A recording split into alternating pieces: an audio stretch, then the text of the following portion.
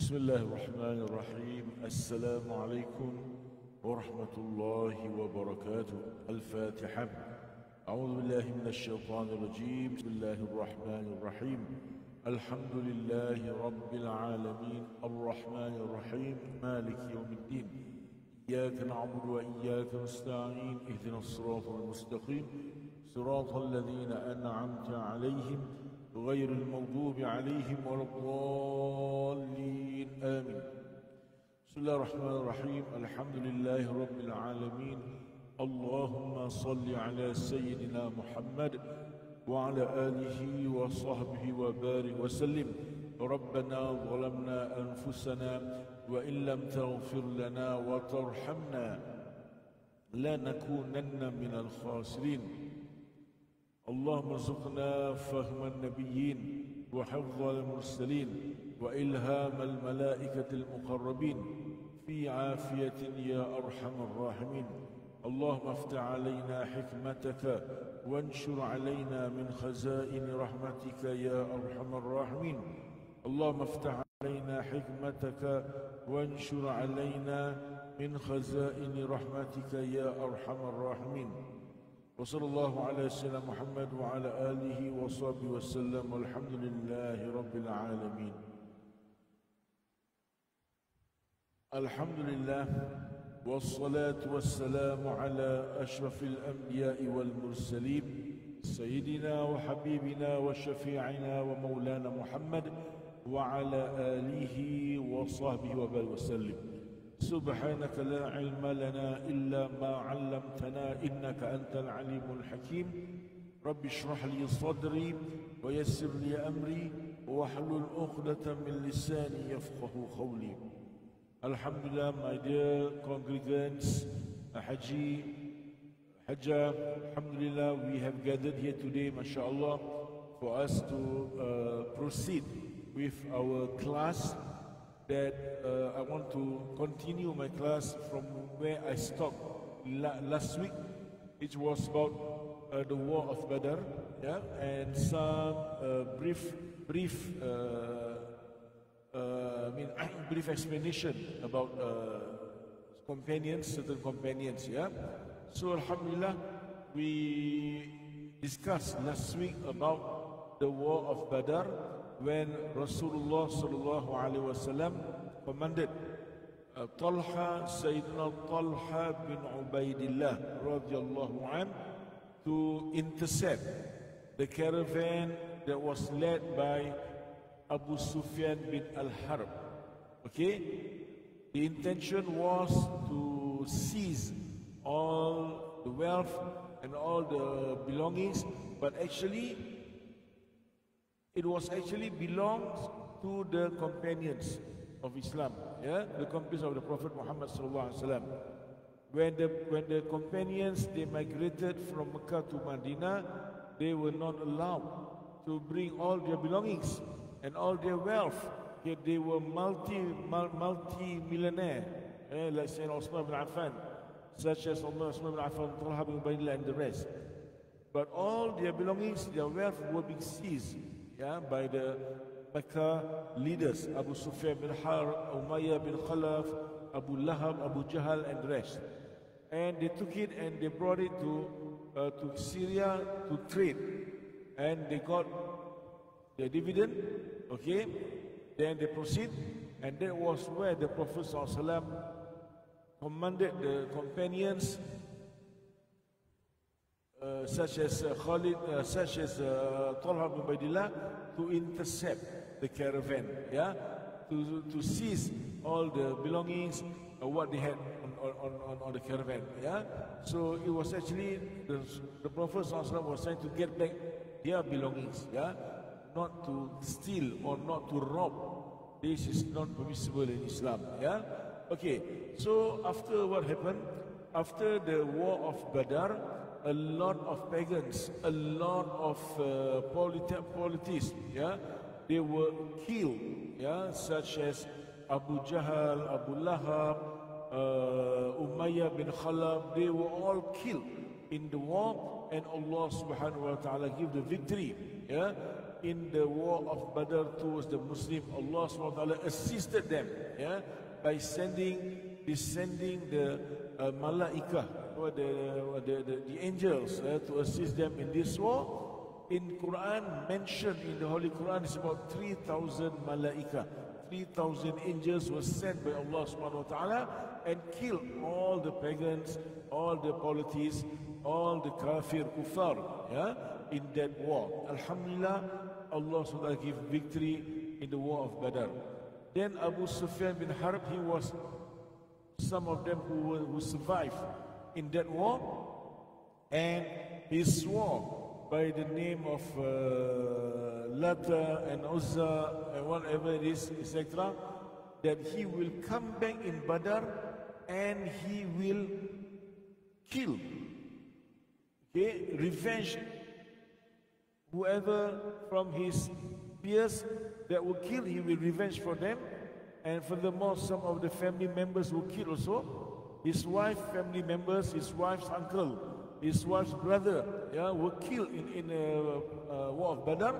Then he pledged that he's going to take revenge in Badr after this year. Yeah, and that's why we have Badr Sughra and Badr Kubra, the small Badr and the big Badr. The big Badr referred to in the second year, that what I mentioned to you just now. Yeah, but the small Badr took place in the 4th year of Hijrah, when they wanted to fight the Muslim again, okay, and the Prophet ﷺ came to Badr, but the Mushrikeen, they never turned up. They were so scared, and end up they did not turn up in that war, and victory again towards on the Muslim side. Yeah, so I'm trying to tell you now about Ghazwa Uhud. Yeah, in this Ghazwa, Nabi Muhammad sallallahu alaihi wasallam was very curious. Yeah, he was very, he was very serious when come to protect Medina.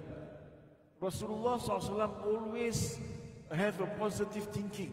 Nabi SAW always have positive thinking towards others. Yeah, that's what we said when we see in Hijrah, after the companions migrated from Mecca to Medina, we can see another form of enemy, another plot of enemy, a group of enemy, which we call infidels, which is the munafiqun.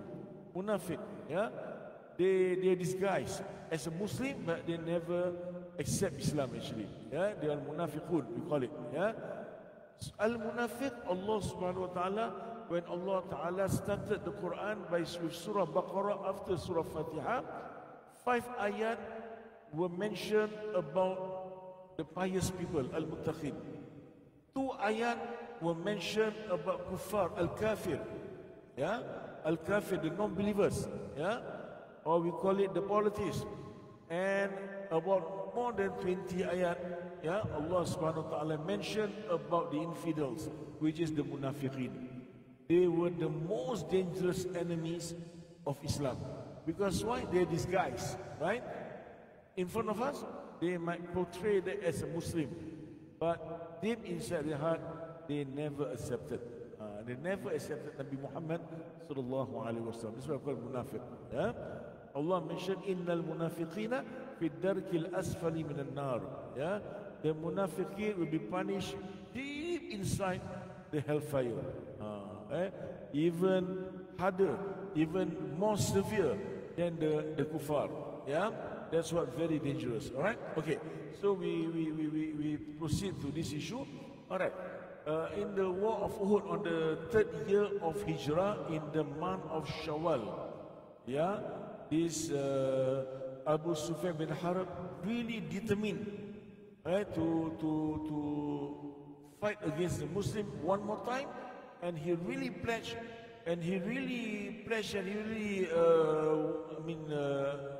greatly, ferociously, right, fiercely wanted to end the Muslimin and end the Prophet Muhammad SAW and the da'wah. Okay, this is what happened. Then Rasulullah SAW, as I mentioned, took it very serious. Nabi SAW normally will forgive and forget. Nabi SAW will never punish someone. Okay, but when someone really gave a big threat for the Muslim, for people in Medina, we have to take it seriously. That's why the Prophet ﷺ called all the companions and they had the mushawara, the meetings. Yeah, they discussed, and it's already set to have to fight against the mushrikeen.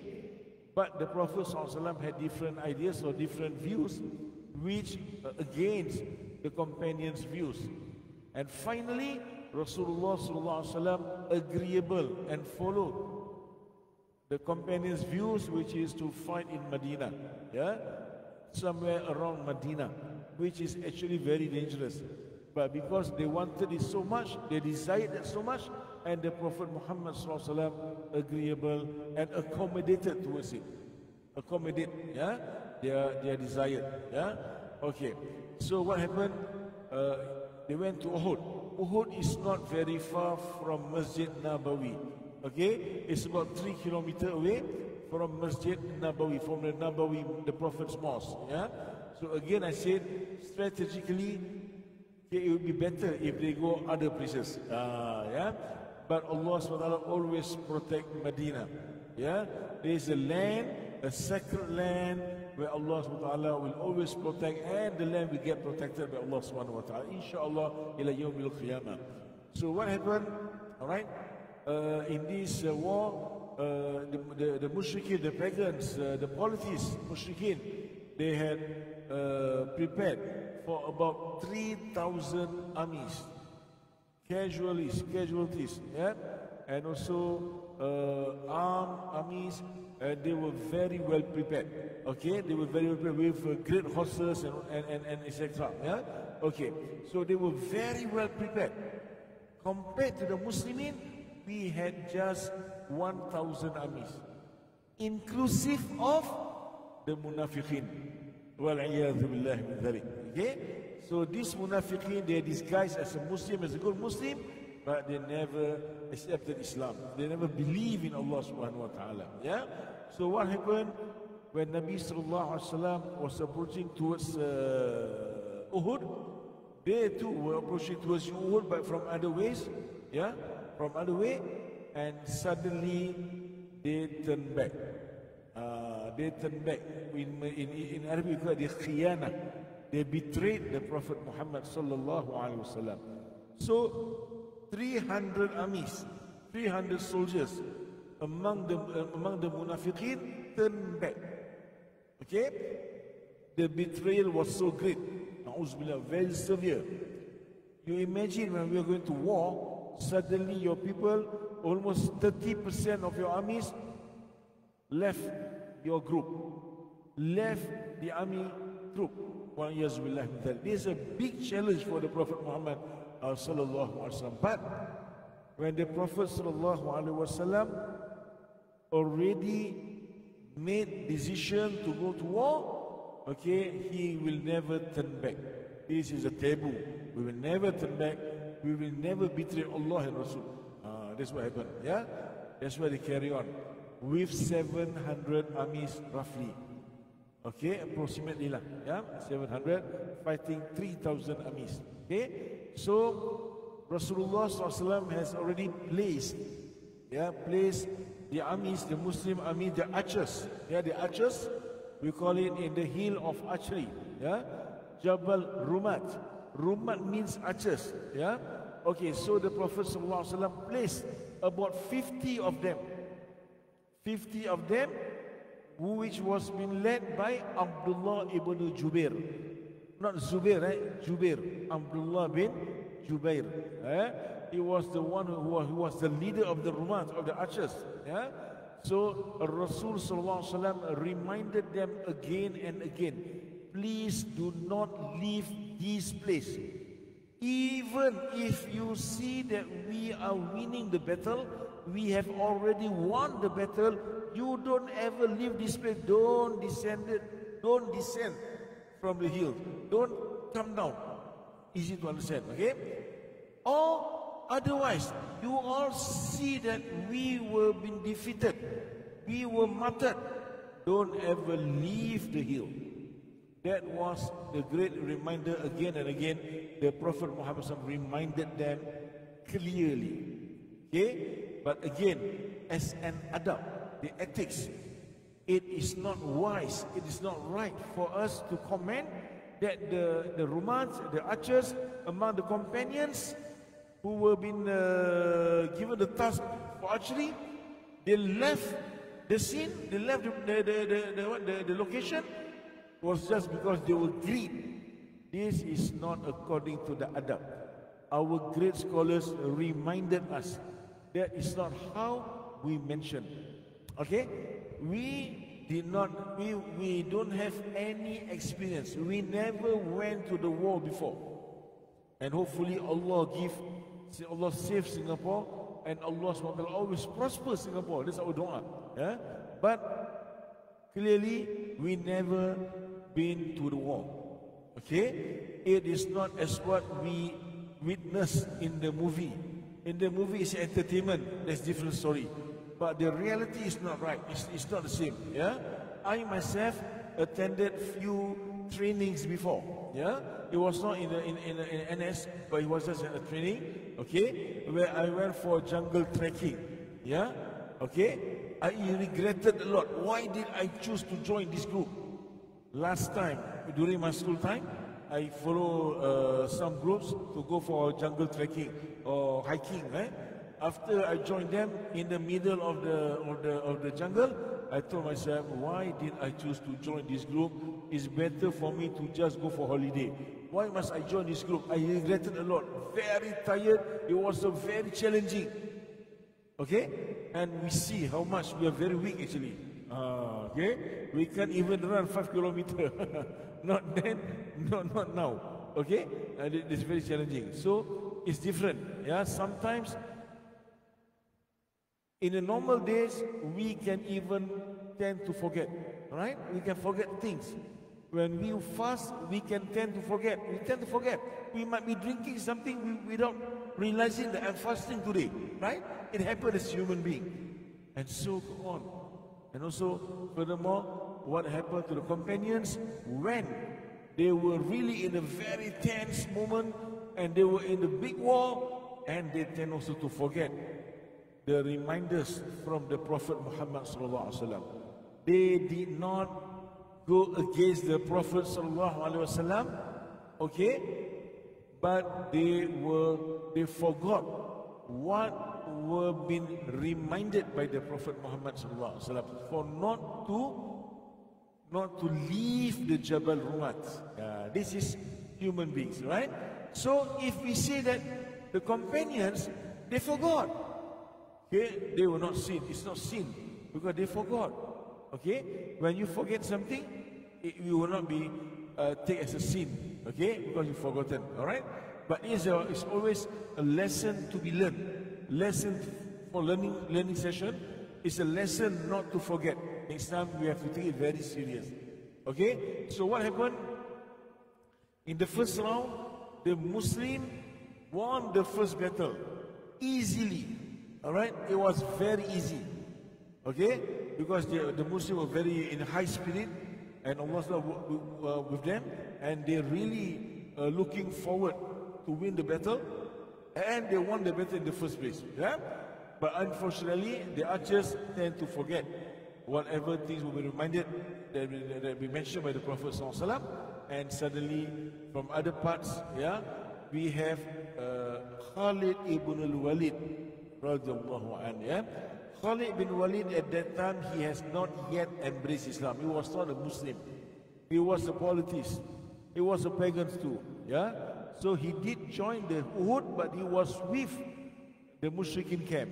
And that was what happened. Yeah? And furthermore, Khalid bin Walid, he was from the clan of Bani Makhzum. Bani Makhzum. That means what? His uncles, okay, and his families were among the famous people.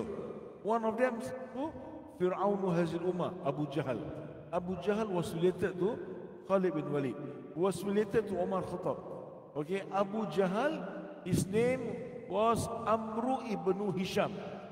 Umar al-Khattab mother, Hanthama bintu Hisham. Okay, so Abu Jahl was the maternal uncle of Umar Khattab radhiyallahu anhu. that clear? So they were very famous, they were very strong. Okay, they were very serious. And so that Khalid bin Walid was being trained actually. Among the trainers for Khalid bin Walid was Umar Khattab radiallahu anh, since he was young. Okay, Umar Khattab was his senior. Khalid bin Walid is actually the smaller version of Umar Khattab. Very brave, very skillful, very smart. That's what happened. So Khalid bin Walid, when he saw this, he told himself, this is a very big opportunity for us to counter-attack. And Khalid bin Walid straightly attacked the Muslim from behind, and the Muslim were being stampeded. Okay, they will be in a simple word we call it. They will be sandwiched. It's very simple English words. Sandwich or stampede from in front and from behind. They were attacked by the pagans from in front and from behind. That was what happened until the Prophet Muhammad sallallahu alaihi wasallam injured badly. Here, Nabi sallallahu alaihi wasallam faced severe injuries. Okay, he broke his tooth. Okay, he was there was a wound in his body. Okay, he was nearly killed until there were few Sahaba, few companions that came and protected the Prophet Muhammad sallallahu alaihi wasallam. Okay, so in the war of Uhud, Sayyiduna Hamza bin Abdul Muttalib, the paternal uncle of the Prophet Muhammad sallallahu alaihi wasallam, they were born in the same year. Even Hamza was his uncle, was the Prophet's uncle, but they were born in the same year and they were raised together. Okay, they were raised together. They were born in the year of Fil, the year of elephant. Yeah. Okay, they were raised together, and Hamza bin Abdul Muttalib accepted Nabi Muhammad as a prophet, and he became Muslim. He embraced Islam, and he fought. He killed a lot of the pagans, his enemies, in the war of Badr.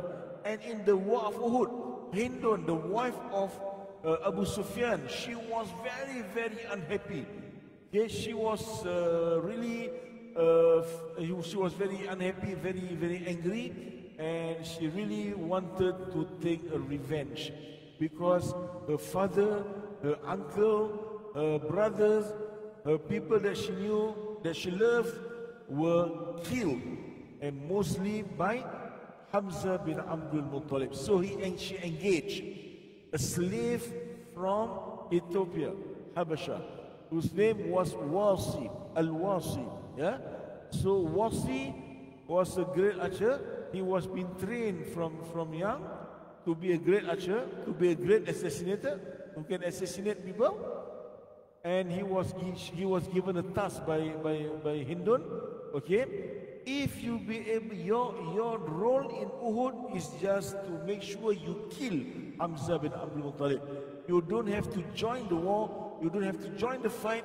What you should do is just stay away and keep an eye, an eagle eye, on Hamza bin Abdul Muttalib. When you get the chance, you just kill him with your spear. Yeah, okay, that's what happened. So we make it short. When Hamza was fighting the enemies, he was killing like a ferocious lion. Yeah, ferocious lion, very fierce lion. He was killing everyone. Then Wasi was waiting for hours actually to get the best chance for him to kill, to throw his spear. Yeah, to kill Hamza, but he didn't get the best chance until the chance came when Hamza was raising his hand to kill his enemy. There was a loophole, there was a very small hole, and he really took his chance. He was really an expert. He threw his spear and really hit Hamza bin Abdul Muttalib at his stomach. Okay? And he was severely injured. Yeah? Injured severely. Yeah? Then what happened? He injured severely. Then he still haven't muttered yet. He stood up and he fought and continued killing until he lost everything, all his blood, and he lost all his energy. Then he was muttered totally. in the war of Uhud. We have the companion, second companion, Sayyidina Mus'ab ibn Umair radiyallahu anhu. Mus'ab ibn Umair, he was a great companion, okay? He really did well when Rasulullah SAW sent him to Medina prior the migration of Prophet Muhammad SAW. So that means before Prophet Muhammad SAW migrated to Medina, Sayyidina Rasul SAW already sent whom? Mus'ab ibn Umair to go to Medina and spread Islam there. He preached to the people in Medina, all right? And slowly, the people in Medina accepted Islam. Okay, with the grace of Allah subhanahu wa ta'ala, with Allah subhanahu wa ta'ala help, Allah ta'ala assisted him, and a lot of people in Medina accepted Islam prior migration of Prophet Muhammad sallallahu alaihi wasallam. Okay, and Sayyidina Mus'ab ibn Umair, he was the flag bearer. Okay, he was the flag bearer. Okay, he hold the flag. When he saw the Prophet Muhammad sallallahu alaihi wasallam was being attacked by the pagans, by the enemies, he immediately ran to the Prophet and he tried to intercept and try to divert their focus on him rather than the Prophet Muhammad SAW. So they came to him and they killed him. Yeah, they took the sword and they slashed the sword, and part of his hand were being chopped off, were being cut. Yeah, totally. And then the left hand, and finally he was being killed. Okay, he was being chopped and killed. Finish of him. Okay, he was being martyred. And Musa bin Umair, his wife was Hamna binti Jahash. Okay, Hamna binti Jahash was the sister of Zainab binti Jahash. They were the cousins of the Prophet Muhammad SAW, maternal, and they were actually Hamna was the sister of Zainab. Zainab was the wife of the Prophet Muhammad SAW. Okay, so Talha bin Ubaidillah related to the Prophet ﷺ because he married the sisters, the wife of the Prophet Muhammad sister. Yeah, so the sister of the wife of Prophet Muhammad ﷺ. So he was related to the Prophet Muhammad sallallahu alaihi wasallam. Okay, so Musa bin Umair was being killed, and Hamna was very sad, and she was being proposed by Talha bin Ubaidillah after that. Where Talha survived in Uhud, although he was badly injured. Yeah, the wound was very severe. Okay, and we just focus on Talha. Talha was the one also who came and protected the Prophet Muhammad sallallahu alaihi wasallam. Okay, arrows were targeted to him, and he had 70 arrows around his body. Okay, 70 arrows, and he was badly injured, but Allah subhanahu wa ta'ala fated that he survived in Uhud. That's why the Prophet Muhammad sallallahu alaihi wasallam mentioned, if you want to see a martyrs, a live martyrs, a martyrs who is still alive, you see Talha bin Ubaidillah. That's why, and Talha bin Ubaidillah, his hand was paralyzed because of the war in Uhud. That's why in the 6th of Hijriah, when he joined Bay'atul Ridwan, he was trying to give a pledge to the Prophet ﷺ, yeah, in Bay'atul Ridwan. He cannot uplift his hand.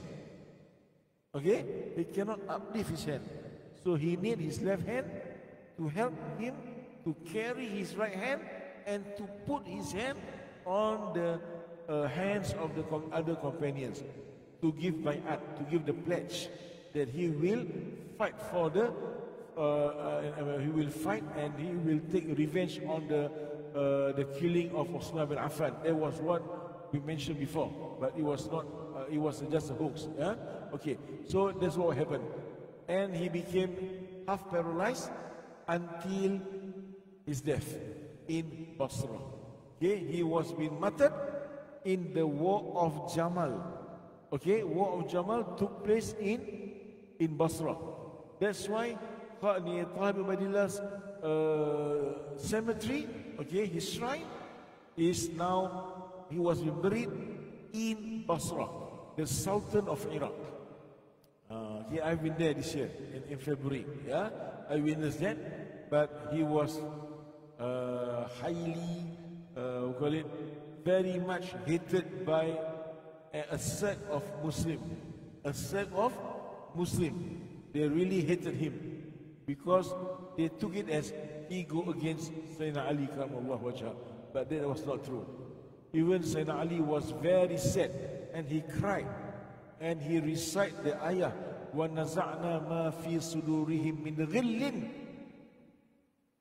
إِخْوَانًا عَلَى سُرُرٍ مُتَقَابِلٍ, which means, the meaning is that may Allah subhanahu wa ta'ala eradicate the feeling, the bad feeling among the companions, and they came back as ikhwan, as brothers, okay, and they were given a special place in the heaven together. This is the ayat was being mentioned, was being recited by Sayyidina Ali while he was crying badly after he saw his very good friend Talha bin Ubaidillah was martyred in Jamal War, in the War of Jamal, yeah, in Iraq. Yeah, so that was the end of Talha bin Ubaidillah. So Talha bin Ubaidillah giving his body and soul to protect the Prophet Muhammad sallallahu alaihi wasallam to that extent. And now, how can we say that these companions are kafir? Na'uzubillah min zalik. They were really the best of companions. Allah subhanahu wa ta'ala really reward on them. Allah subhanahu wa ta'ala will place them in the best heaven, in the highest level of heaven with the Prophet Muhammad sallallahu alaihi wasallam. Allahumma salli wa sallim wa barik alaihi wa ala alihi. This is what the three Sahabat companions that happened, that involved deeply. So whenever Abu Bakr Siddiq radhiyallahu anhu, Sayyidina Abu Bakr Siddiq loved Talha bin Ubaidillah. Why? He was his son-in-law. Talha bin Ubaidillah married to the daughter of Abu Bakr Siddiq, Hadrat Abu Bakr Siddiq radhiyallahu anhu. Yeah, Sayyidina Abu Bakr Siddiq, he had few daughters. Asma binti Abu Bakr. Asma was married to Az-Zubair bin Awam radhiyallahu anhu. He had Aisha radhiyallahu anha married to the best mankind, which is the Prophet Muhammad sallallahu alaihi wasallam. And he had another daughter, the youngest daughter, which was named as Ummi Kalthum. Ummi Kalthum was married to Sayyiduna Talha bin Ubaidillah radhiyallahu anhu. Okay, this is what happened.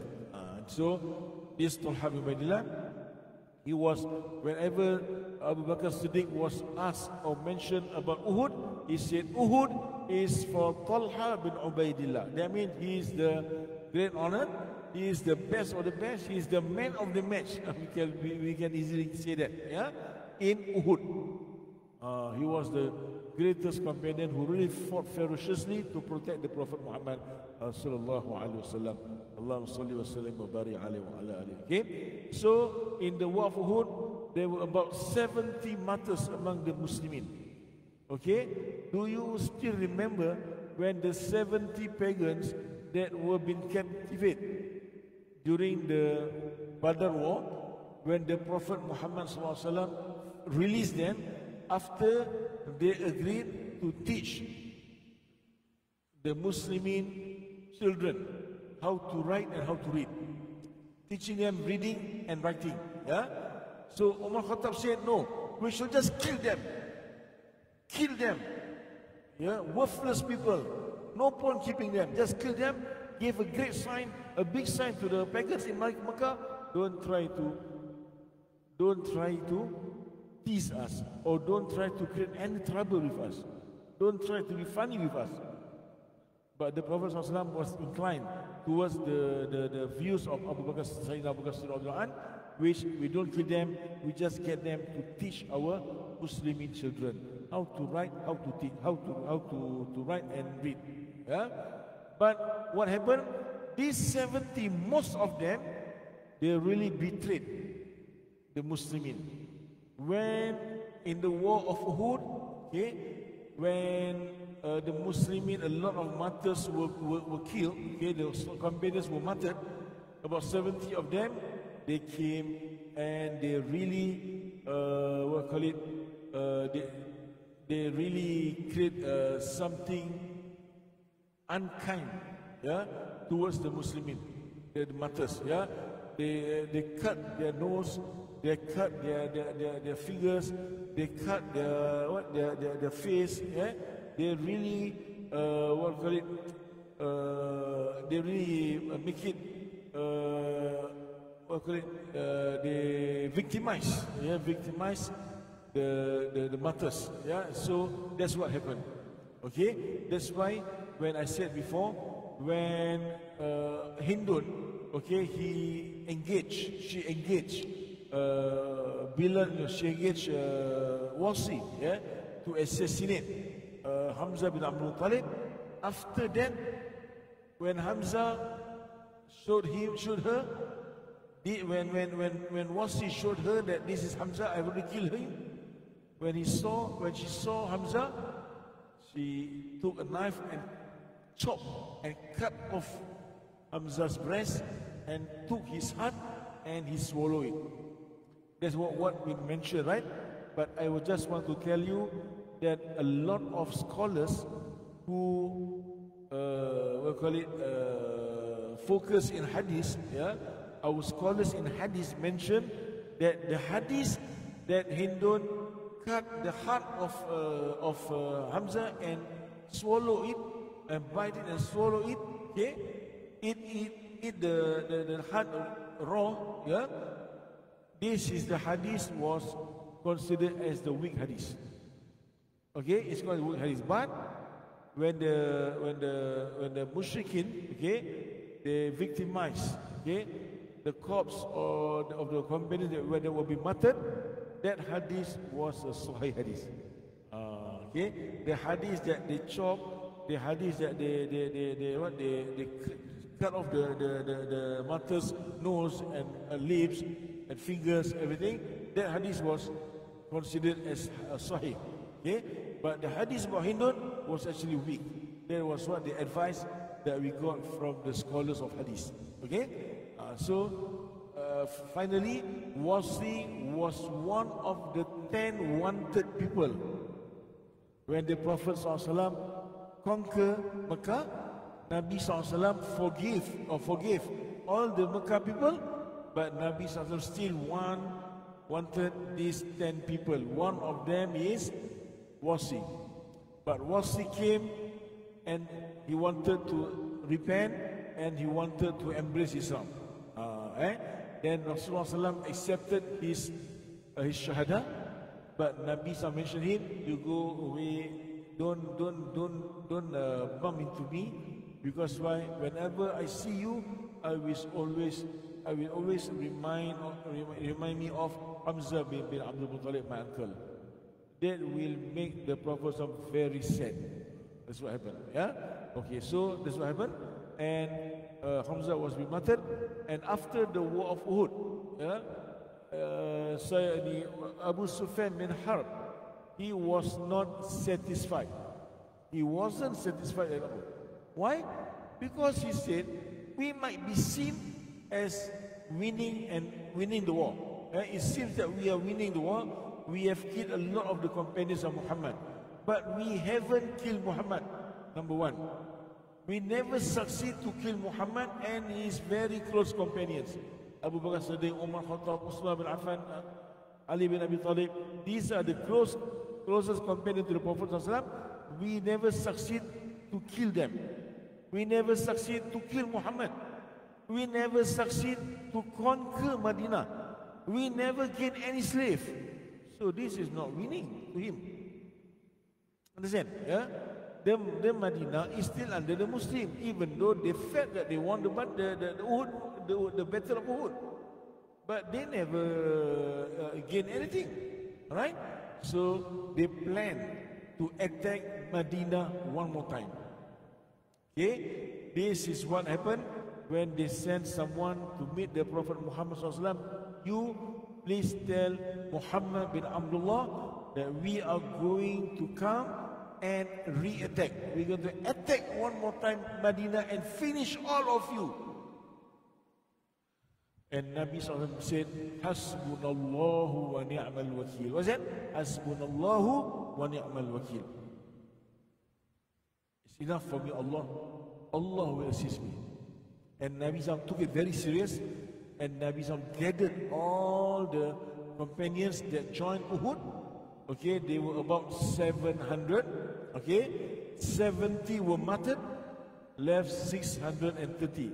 So Nabi SAW mentioned only for those who joined the war of Uhud are permissible to join this war, the second war against the pagans, which was known as the war of Hamra'ul Asad. Hamra'ul Asad. So when Hamra'ul Asad took place, Hamra'ul Asad took place one day after the war of Uhud. Is that clear? We hardly hear this, yeah, but this is the real history. Yeah? So almost all the companions were severely injured, yeah, and the ones were very severe. They were badly injured, very bad injured, yeah. But because the Prophet ﷺ called upon them, they answered the call.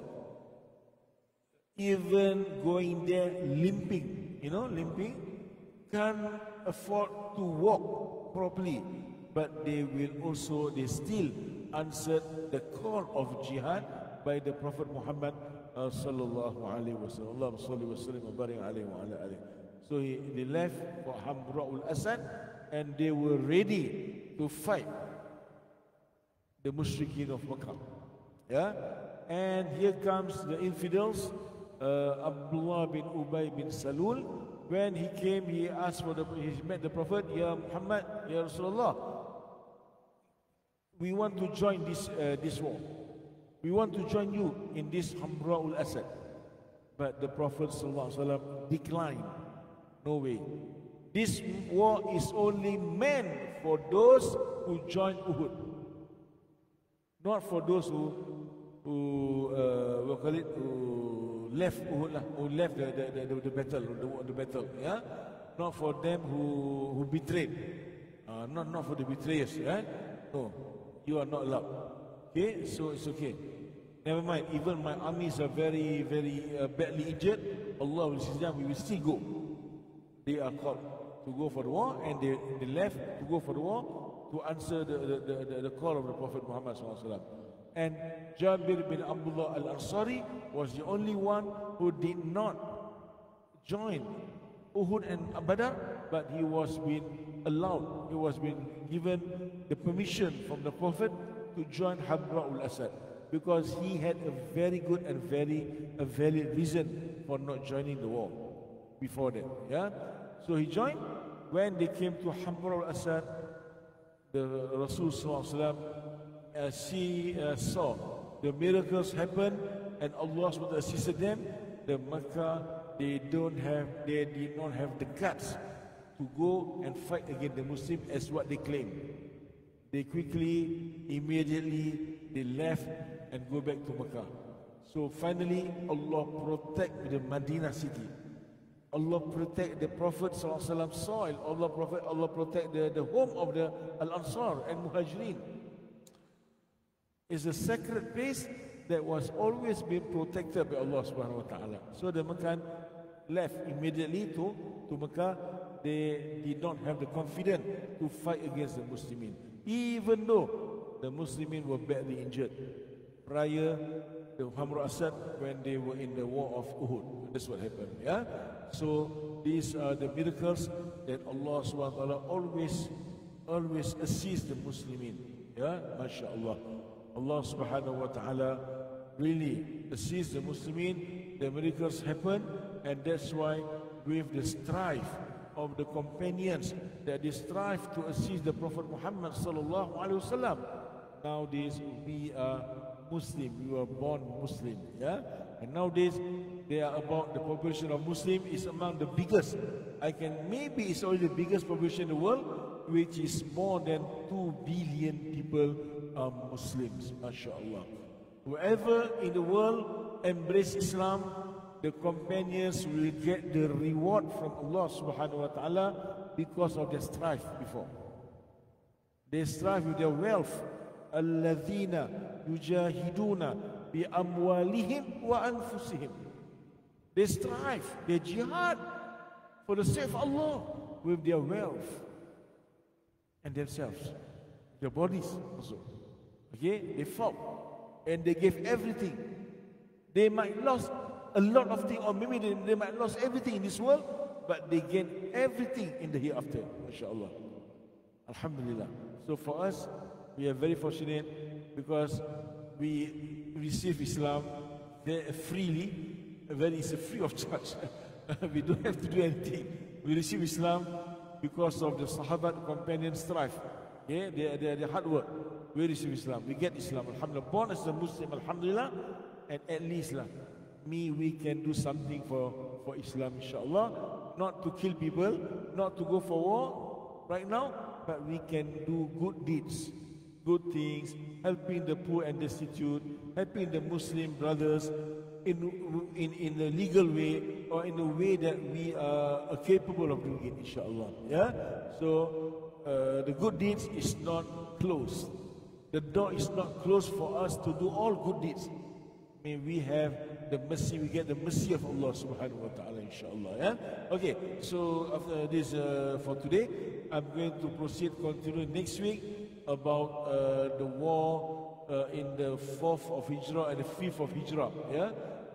We had the war of Bani Nadir, yeah? When the Prophet ﷺ chased them away from Medina, okay, because of what they did, because of the betrayal, yeah. And also in the 5th Hijriah, we had Khandaq, the war of Khandaq, yeah, trench war, the war of Ahzab. That's what we had in the 5th of Hijriah. Okay, inshallah, I'm going to touch on that. We can see a lot more miracles from Allah subhanahu wa ta'ala. This time around, there's an allied groups or different kind from the Jewish tribes and the Arab tribes. They combine and fought the Muslimin. That's what we call Al-Ahzab. And there's a lot of history on that. Yeah, it happened also in Medina. So we have the mosque of Ahzab, yeah, which is not very far from. Okay, it was not very far from the mosque of the Prophet Muhammad sallallahu alaihi wasallam. I will tell them that inshallah next week. Yeah. Okay. Before that, let us take this opportunity for us to recite Surah Fatiha for our beloved chairman of this mosque, Mr. Khairul Jamil. His beloved mom passed away today. Yeah, she met an accident in Tangkak. Yeah, and we make dua, may Allah SWT bless her soul, okay, and been rewarded by Allah subhanahu wa ta'ala, and maybe she'll be rewarded as martyrs also, inshallah. And we make dua for his sister, which also badly injured. May she survive, and Allah subhanahu wa ta'ala forgive her and give her strength, okay, to live and to face these challenges. Yeah, inshallah. على هذه النية وعلى كل نية صالحة وعلى ما سلف وإلى المرحومة حجة بدرية بنت حسين بنت حسين. الفاتحة.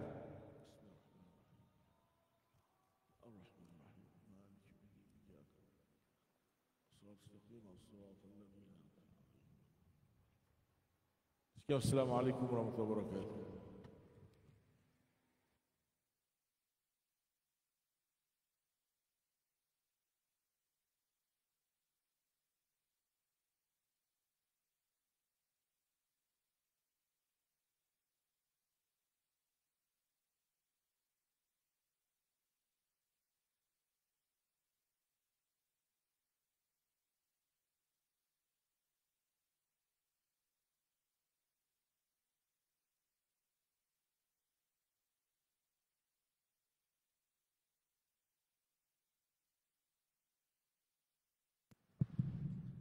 سبحان الله الحمد لله لا إله إلا الله الله أكبر اللهم صل على سيدنا محمد وعلى آل سيدنا محمد.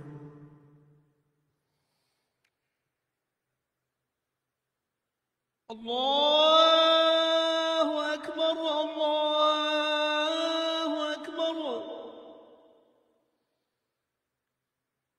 الله أكبر الله أكبر.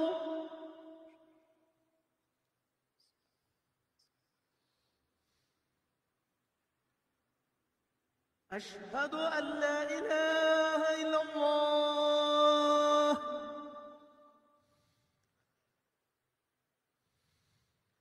أشهد أن لا إله إلا الله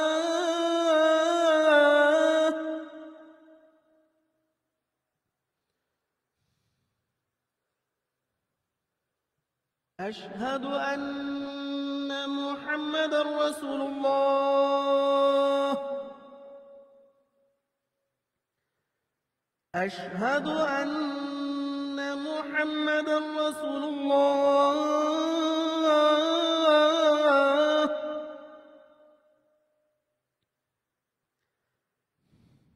حي على الصلاة حي على الصلاة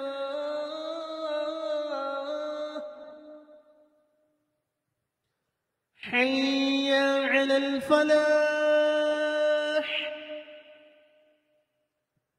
حي على الفلاح.